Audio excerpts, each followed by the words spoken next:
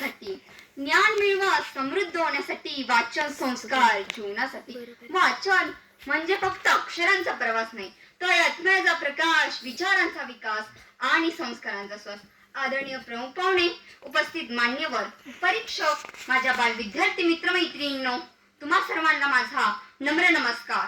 मी आराध्या, इयत्ता 6वी, जिजामाता प्रॅक्टिस स्कूलची विद्यार्थिनी. आज तुमच्या समोर अशा विषयावर बोलणार आहे जो आपल्या जीवनाशी आणि आपल्या राष्ट्राच्या भविष्याचा आधार आहे. तो विषय म्हणजे वाचन एक संस्कार. आपल्या जीवनात काही गोष्टी इतक्या सुंदर असतात की ते आपल्याला माणूस बनवतात. त्यातीलच एक गोष्ट म्हणजे वाचन. वाचन आपल्याला विचार शिकवतं, निर्णय देतं आणि आपली समाजात ओळख घडवतं. वाचन हा केवळ छंद नव्हे, तर तो एक संस्कारच आहे. आजच्या वेगवान जगात माहिती सर्वत्रच आहे, पण ज्ञान फक्त पुस्तकातच आहे. मोबाईल देतो मनोरंजन, पण पुस्तक देतात मन शांती. मोबाईल देतो बातम्या, पण पुस्तक देतात विचार. वाचन म्हणजे विचारांचा आरसा, जिथे स्वतःला स्वतःचं खरं रूप दिसतं. डॉक्टर बाबासाहेब आंबेडकर म्हणत होते, शिक्षणाशिवाय समाजात अंधार आहे आणि शिक्षणाचा मार्ग म्हणजे वाचन. त्यांनी वाचनातून स्वतःला व समाजाला घडवले.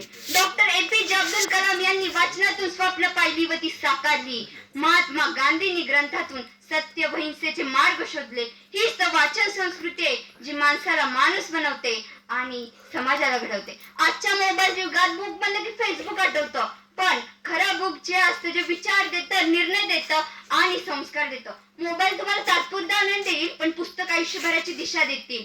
आजच्या लोकांना मोबाईलच्या स्क्रीनवर बोटे फिरवायला मजा येते, म्हणजे पुस्तकांच्या पानांवर विचार दडले ते वाचायला कंटाळा येतो. आपल्या भारतीय संस्कृतीत वाचनाला संस्काराचे स्थान दिले गेले आहे. आई गोष्ट सांगते, शिक्षक वर्गात ज्ञान देतात. हीच तर वाचन संस्कृती आहे. हेच तर आपल्या जीवनाचं सौंदर्य आहे.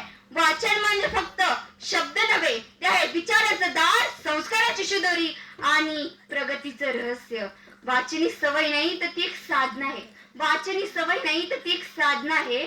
पुस्तकाच्या सहवासात जीव उजवणारीच एक आराधना आहे. पुस्तकाच्या सहवासात